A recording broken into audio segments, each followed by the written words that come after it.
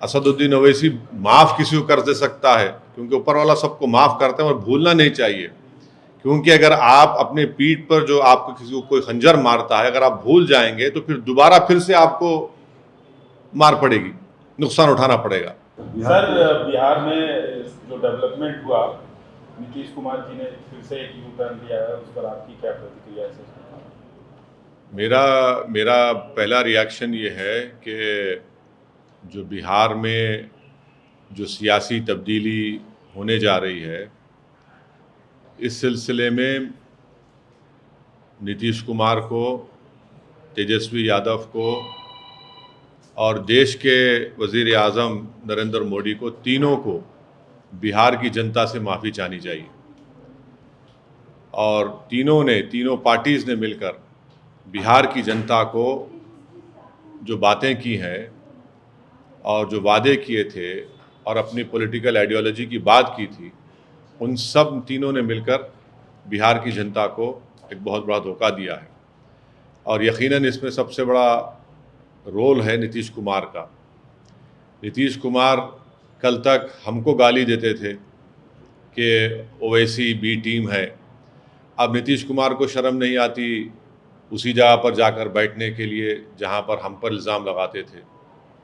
और नीतीश कुमार ने political opportunism कहना तो अंडरस्टेटमेंट होगा, उन्होंने हर चीज़ का रिकॉर्ड तोड़ दिया है और कोई उनकी बात का न एतबार है न भरोसा है। मैं शुरू से कह रहा था कि नीतीश कुमार फिर से बीजेपी में जाएंगे, मगर लोग हमारी बात को यकीन नहीं कर रहे थे।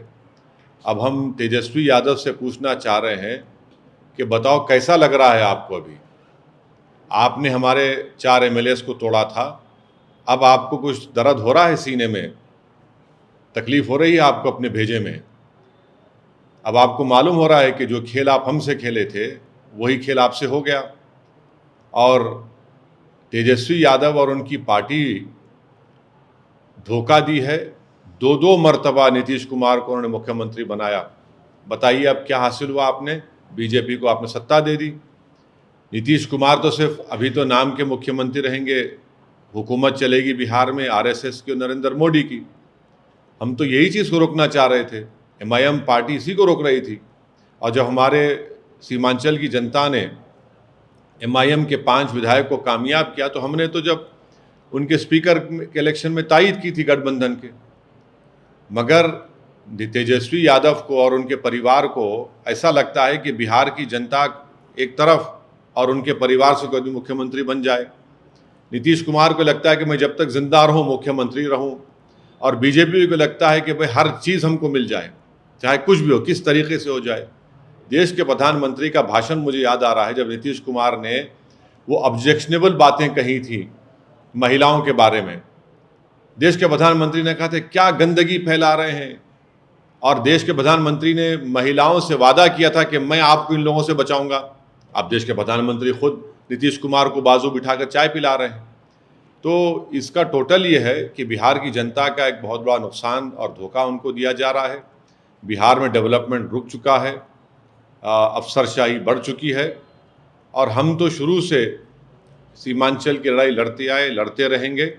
और इससे जनता को फिर से मालूम हो गया कि एमआईएम और ओवैसी जो बात कह रहा था कि सेकुलरिज्म, पॉलिटिकल सेकुलरिज्म सिर्फ इस्तेमाल किया जाता है भारत के मुसलमानों को धोखा देने के लिए, और अब की बार फिर से धोखा दिया गया है बिहार के मुसलमानों को सिर्फ सत्ता में आकर बैठने के लिए। मैं उम्मीद करता हूं कि ना सिर्फ बिहार बल्कि पूरे देश के जो अल्पसंख्यक समाज, मुसलमान और जो हमारे सेकुलर जहन रखने वाले हिंदू, ओबीसी और दलित भाई हैं, वो देखेंगे इन चीज़ों को कि कैसे सेकुलरिज्म के नाम पर चुनाव में तो वोट लिया जाता है और उसके बाद फिर आपकी वोट को ले जाकर आरएसएस और मोदी के झोली में रख दिया जाता है। तो उम्मीद करते हैं कि वो इससे एक इसका नोट लेंगे और उन पार्टीज का साथ देंगे जो आपकी पॉलिटिकल लीडरशिप को डेवलप करना चाहती है। सर, आप क्या किस पार्टी की बात कर रहे हैं? आप कह रहे हैं सर, एक मिनट, आप वहाँ के जितने सियासी खिलाड़ी हैं आप सबको एक लाइन से दोषी ठहरा रहे हैं। बिल्कुल। और तब विकल्प कौन है? आप विकल्प हैं? नहीं, विकल्प का नहीं बात, नहीं, विकल्प की हम बात नहीं कर, वहाँ तो विकल्प रहा ही नहीं। अब सब ने, तीनों ने मिलकर तो बिहार की जनता को धोखा दिया है। क्या खस्में नहीं खाई थी तेजस्वी और नीतीश कुमार ने, ये बंधन नहीं टूटेगा, हम मर जाएंगे, नहीं जाएंगे? हाँ, आपने क्या, तेजस्वी यादव ने नहीं कहा था कि हम पूरा स्वीप कर देंगे बिहार में, 40 के 40 सीट जीत जाएंगे, बीजेपी को हरा देंगे? आप इन लोगों को सोचना चाहिए कितना धोखा दिया आपने। देश के प्रधानमंत्री ने क्या कहा था चुनाव के वक्त? जंगल राज। अब बताइए क्या होने जा रहा है वहां पर। देश के प्रधानमंत्री नीतीश कुमार के बारे में क्या क्या कहे थे, और वो नीतीश कुमार ने क्या क्या कहा था नरेंद्र मोदी के बारे में। अब बताइए, ये सब, इससे जो पॉलिटिकल अपॉर्चुनिज्म बोलना तो बिल्कुल गलत बात हो गया, अंडरस्टेटमेंट होगा। अब वहाँ विकल्प नहीं रहा, वहां पर तो सब देखिए ना, इस हम्माम में सब दंगे हो चुके हैं। इस समय आपको आप सिंपैथी रखना चाहिए। चाचा धोखा देके चले गए भतीजे को, आप बड़े भाईजान के तौर पे कुछ तेजस्वी को कुछ बोलना चाहेंगे? हमदर्दी रखना, हम तो पूछ रहे हैं ना तेजस्वी से, लालू प्रसाद यादव से और लालू प्रसाद यादव की फैमिली से पूछना चाह रहे हैं, आपको तकलीफ हो रही है, नहीं हो रही? बताइए हमको। आपके पेट में दर्द हो रहा है, नहीं हो रहा है? आपको रात में नींद अच्छी आई आप लोगों को? आपने सीमांचल की जनता को धोखा दिया, हमारे 4 विधायक को खरीद कर, उनका जमीर खरीद कर। देख लिया आपने आज आपसे क्या हो रहा है। दो मर्तबा आपने नीतीश कुमार को मुख्यमंत्री बनाया, और दो मर्तबा आप ही ने बीजेपी को सत्ता दी है बिहार में। अब बताइए लोकसभा में क्या होगा? इसका कौन जिम्मेदार है? इनको अगर हर चीज का जिम्मेदार तो हमको खड़ा करते हैं। आज ये तीनों पार्टी, देश के प्रधानमंत्री नरेंद्र मोदी, नीतीश कुमार और तेजस्वी यादव, इन तीनों को बिहार की जनता से माफी चाहनी चाहिए। और बिहार का डेवलपमेंट इन्होंने रोक दिया है, और जो ख्वाब बिहार की जनता ने देखे थे, उन ख्वाबों को आपने चूर कर दिया। जो आपने सोशल जस्टिस की बात की थी, MY कॉम्बिनेशन की बात की थी आपने, EBC की बात की, सब क्या हो गया? वो जो आपने सर्वे किया था, क्या हुआ उसका? सब खत्म करके रख दिया आपने। अपने लालच से, अपने पर्सनल एम्बिशंस को आपने बिहार की जनता और उनके ख्वाबों को पूरा करने के ऊपर आपने उसको पूरा करने की कोशिश की, अपने पर्सनल एम्बिशंस को। So what do you think is the future of India Alliance now that one of the persons who pioneered the alliance has left? Do you think there is a political future to this alliance in the 2024 elections? I have been consistently saying that Nitish Kumar will join BJP, and I have been criticized by all these so-called secular parties that I am in team with BJP. Now, who's responsible for this whole tamasha and this change of government is going to happen in Bihar? That is why I demand that the Prime Minister of our country, Shri Narendra Modi, Tejaswi Yadav, Deputy Chief Minister, and the present Chief Minister, Mr. Nitish Kumar, should apologize to the people of Bihar. All three have deceived the people of Bihar. What did Nitish Kumar say? That I will die, I will not go back to BJP. What did Tejaswi Yadav say? That we will ensure that we will sweep in Lok Sabha. What did Prime Minister had to say about Nitish Kumar and Tejaswi Yadav and about Nitish Kumar? When Mr. Nitish Kumar Assembly in an objectionable way described about our women in the Assembly, the Prime Minister of our country openly said that what he has told, he does not, he agrees with it, but in fact he gave an assurance that he will stand against Nitish Kumar and protect women. This cannot be called even political opportunism. Political opportunism would be understatement. There is the only thing which all these three want is power. And I want to ask Mr. Tejaswi Yadav and his family, how are you feeling today? How are you feeling today? Are you feeling okay? Is there any worry in your head? Are you worrisome now? You didn't realize the pain of Seemanchal people when you purchased 4 MLAs of MIM. When our 5 MLAs got elected, we supported you in the speaker election. But your personal ambition is so much that you want to become chief minister at all cost. You purchased our 4 MLAs and now look what is happening to you. You have deceived the people of Bihar. All three parties have deceived the people of Bihar, and the people of Bihar will teach them a befitting lesson. अच्छा, हमको 5 बजे taking ceremony है नहीं 5 बजे क्यों, अभी कर देते, वो इस्तीफा दिए जब हो जाता, वो क्या है जो उसमें। नई सरकार की संरचना जो बन रही है उसमें कहा जा रहा है लॉ पुश पॉलिटिक्स किया जा रहा है, जो उप मुख्यमंत्री बनाने की सम्राट चौधरी कोली समाज से आते हैं, तो जिस तरह से ये जातिगत समीकरण चुनाव से पहले किया जा रहा है, इसको आप कैसे देखते हैं? जातिगत समीकरण की आप बात कर रहे हैं, जो पहले की सरकार थी उन्होंने तो ओबीसी पूरा बिहार का सर्वे कराया था ना, कास्ट सेंसस कराया था, क्या नतीजा निकला उसका? आप बीजेपी को सत्ता दे दी है। एक्चुअल मानों में बिहार में अब बीजेपी और आरएसएस की सरकार रहेगी। इसका जिम्मेदार तेजस्वी यादव है, इसका जिम्मेदार नीतीश कुमार है।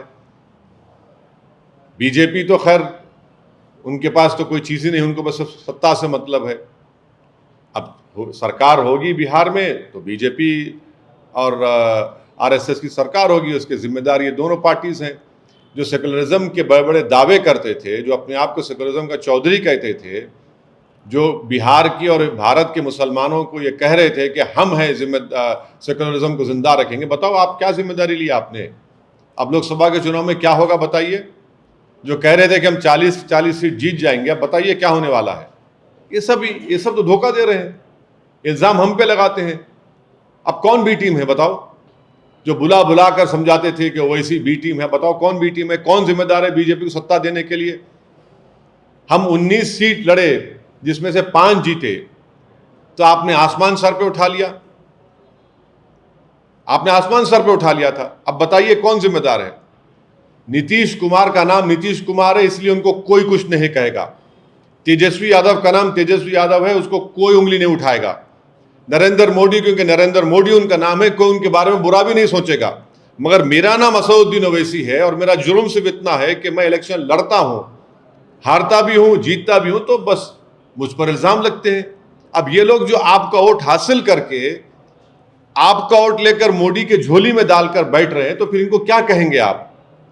क्या नाम देंगे उनको आप? ये बिहार जनता को, मुझे यकीन है, को तय करेगी इसका। सर, आप पूछ रहे हैं कि क्या होगा लोकसभा चुनाव में तमाम सियासी पार्टियों से, आप बताइए आप क्या करेंगे लोकसभा चुनाव में? अरे हम चुनाव कितने सीटों पे लड़ेंगे? नहीं, देखिए, हम पहले से ही, जब से हमारी पार्टी बनी, हम उस वक्त से लेकर अब तक और इंशाअल्लाह सुबह क़यामत तक फ़िरक़ा परस्ती, फैसिज़म, हिंदुत्व की आइडियोलॉजी के ख़िलाफ़ हम लड़ते थे, है और रहेंगे इंशाअल्लाह।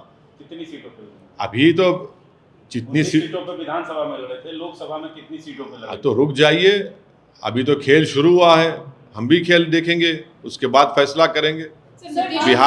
बिहार में अख्तरुल ईमान साहब से हमारी बात हुई है, वो पूरे बिहार का जायज़ा ले रहे हैं, बिहार के मुख्तलिफ़ मुकामात पर वो जा चुके हैं, और मुझे यकीन है कि हम वो जो बोलेंगे उसके ऊपर हम फैसला लेंगे। सर, मौजूदा सूरत हाल में क्या आरजेडी के साथ कोई तालमेल की संभावना बनती नजर आ रही है आपके मुताबिक? और उनसे पूछिए। नहीं, आपसे। अरे हमारे 4 विधायक को आपने उनका ज़मीर खरीद लिया, अपनी ताकत पर, अपने दौलत पर उनको खरीद लिया आपने। उनसे पूछिए क्या करने जा रहे हैं आप। अरे उन्हीं की वजह से तो आज बीजेपी सत्ता में आ रही है ना। मैं तो जिम्मेदार नहीं हूं, आप तो मुझे बहुत गालियां दिए, बहुत झूठे इल्जाम लगाए, आप ही की वजह से आज बीजेपी सरकार में आ रही है। उनको बताना चाहिए वो क्या करेंगे। अब मुझे क्या कर, मैं तो बीजेपी से लड़ता आया हूं और लड़ता रहूंगा इंशाअल्लाह ताला। तरफ हाथ बढ़ाया जाएगा आरजेडी की तरफ से, तो आप क्या? अरे कैसा हाथ बढ़ाएंगे आप? मेरे पीठ पे खंजर भी मारेंगे और हाथ बार फूल बातें भुला के, बहुत राजनीति में जैसे बीजेपी पुरानी बातें भुला के नीतीश कुमार को दोनों हाथ से इस्तेमाल कर रही है, क्या? नहीं, मैं मेरा मानना यह है कि नहीं, की आप गवाही देते। देखिए, आप किसी को उसकी गलती पर माफ़ कर सकते हैं, मगर भूलना कभी नहीं चाहिए। असदुद्दीन ओवैसी माफ़ किसी को कर दे सकता है, क्योंकि ऊपर वाला सबको माफ़ करते हैं, और भूलना नहीं चाहिए। क्योंकि अगर आप अपने पीठ पर जो आपको किसी को कोई खंजर मारता है, अगर आप भूल जाएंगे तो फिर दोबारा फिर से आपको मार पड़ेगी, नुकसान उठाना पड़ेगा। अब मुझे नहीं मालूम कि फ्यूचर में क्या होने वाला है, मगर ये जुमला पुराना हो चुका है कि दरवाजे खुले हैं। अरे कौन सा दरवाज़ा यार? अब हमारे घर का दरवाज़ा ही बाकी कहाँ रखा है? ये तो घर को ही उठा कर लेके जाना चाहते हैं। हमारे घर के दीवार को तो आपने तोड़ दिया है। बुलडोज़र से आपने घर को तोड़ दिया है, तो दरवाज़ा कहाँ रहा मेरा? अगर बुलडोज़र इस्तेमाल नहीं किया तो आपने एनकाउंटर कर दिया, और एनकाउंटर नहीं किया तो आपने फसाद करवा दिया। घर के दरवाजे तो बड़े लोगों के लिए खुलते हैं ना, जिनका नाम नीतीश कुमार है, जिनका नाम तेजस्वी यादव है। हमारे दरवाजे हमारे लिए कहाँ खुलते हैं? हमको दरवाजे खोलना पड़ता है, जाकर छीन कर, घर में घुसकर दरवाजे खोलना पड़ता है हमको। काम कर रहे हैं, करते रहेंगे। Sir, So do Nitish you Kumar see ने this कहा है worrying trend that is happening? First Mamata Banerjee, now Nitish Kumar. In the name of secularism, do you think this is a worrying trend that is changing the alliance? You see, I cannot answer for all these eminent leaders which you have just mentioned. It is for them to answer. And please, look at this paradox that I contest few seats, and an earthquake happens, and every Tom, Dick, and Harry who has a tongue in his mouth will start cursing me. But they can do anything they want because their name is not Asauddin Owaisi. This is what I am fighting against. Why is it that when you do something, it is the truth? When I try to do something to attain political empowerment, I am called by various names. Sir, Nitish Kumar ने कहा है कि पिछले कुछ 1.5 साल में India alliance ठीक से काम नहीं कर रहा था, एंड इसीलिए उन्होंने डिसाइड किया कि ऐसे मतलब अलग होने के लिए। और साथ ही साथ अब जो केसी त्यागी है वो कह रहे हैं कि मल्लिकार्जुन खड़गे को पीएम का फेस बनाएंगे और कांग्रेस मतलब साथ में काम करेंगे बोल रहे हैं। 2024 की अभी जंग शुरू नहीं हुई, और ये लोग जो है जंग की कामयाबी का ऐलान भी कर दिए है। अब कौन बोलेगा इन लोगों को? कौन सी दुनिया में रहते हैं लोग?